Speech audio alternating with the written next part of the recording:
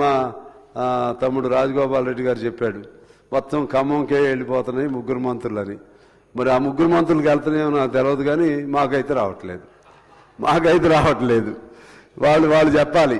ఎందువల్లంటే మా ఉత్తమ్ కుమార్ రెడ్డి గారేమో నేను పెట్టినట్టు శాంక్షన్ అని రాస్తాడు, అక్కడికి వెళ్తే ఒక పని అవ్వదు. 2.5 ఏళ్ల నుంచి తిరుగుతున్నానండి, ఒక్క పని కాలేదు.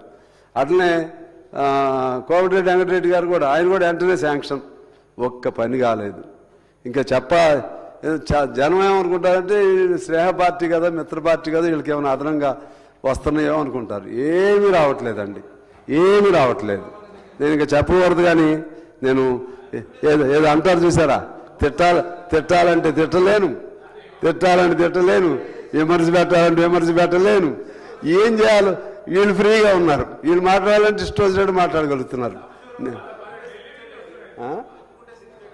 అదే మీరు మాట్లాడాలంటే మాట్లాడగలుగుతున్నారు, నేను మాట్లాడాలంటే ఏం చేయాలి? స్నేహితులు కాబట్టి గట్టిగా మాట్లాడలేను. మీరు దాన్ని just you're taking advantage of my leniency, my sensitivity. So అది ఎక్కడో చోట మాకేం అదనంగా వద్దు సార్, అదనంగా